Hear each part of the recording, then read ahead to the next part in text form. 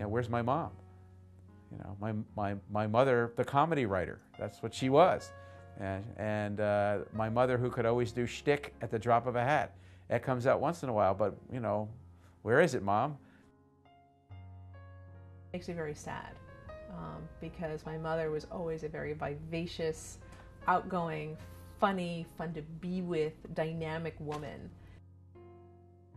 And I see the change in her that's so dramatic, and it hurts me to my soul. Dementia is a disease that robs a person of their memories and independence. It also impacts those caring for the dementia patient. These voices were not speaking about the loss of one afflicted with the disease, but of their mother, the caregiver for a husband with dementia. In the next few minutes, you will get a peek into the life of a caregiver.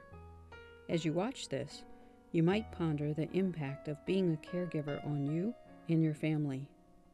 Because as Rosalind Carter, former First Lady and now Chairman of the Rosalind Carter Institute for Caregiving, reminds us, there are 4 kinds of people in this world: those who have been caregivers, those who currently are caregivers, those who will be caregivers, and those who will need caregivers.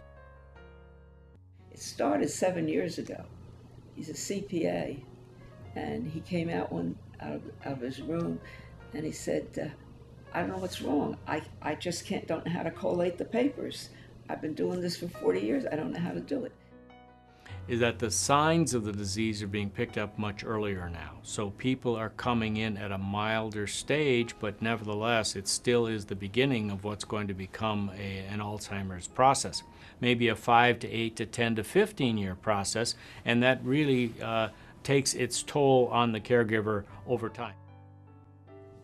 He takes care of his personal needs. I don't have to do that. But the rest, I do. Take care of the checks, any phone calls. If he needs to talk to the broker, I have to get on the phone to talk to him, keep track of everything that's going on, and everything else around.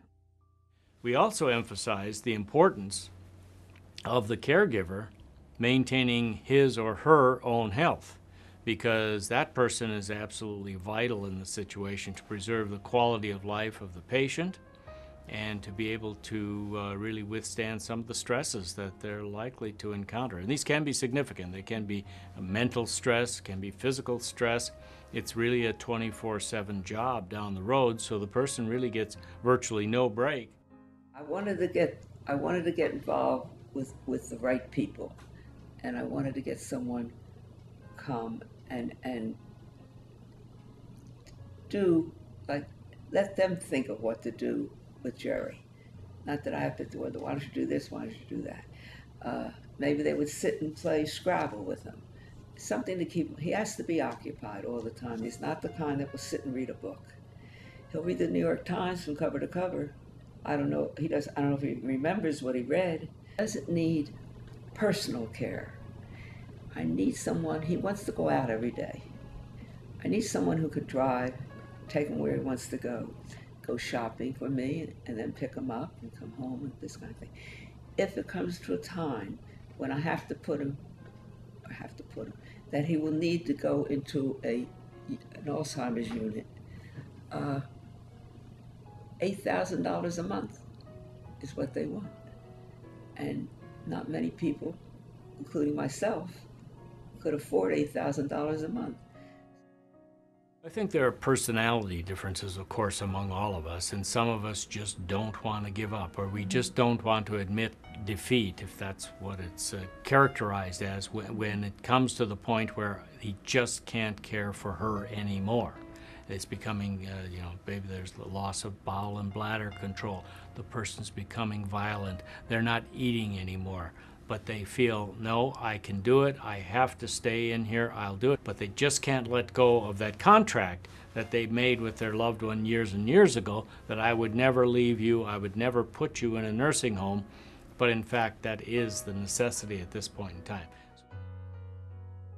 I just feel so bad for him, I really do. I can't imagine.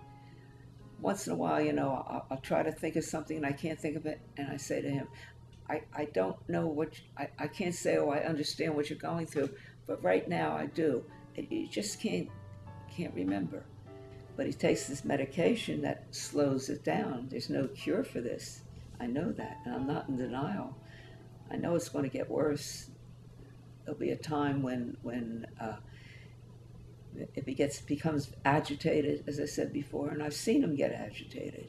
It's a constant looking over your shoulder and making sure he's okay.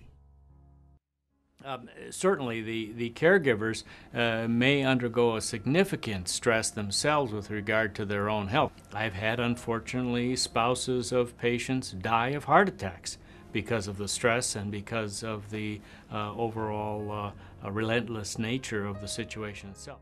I'm getting so worn out. I'm always tired.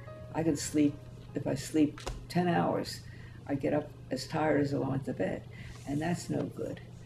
Sometimes it's easier, but it's not getting any easier. It's getting harder. It's getting harder. See, before I thought, oh, I'm a big shot. I can do this, you know. But I can't do this anymore. I'm worn out.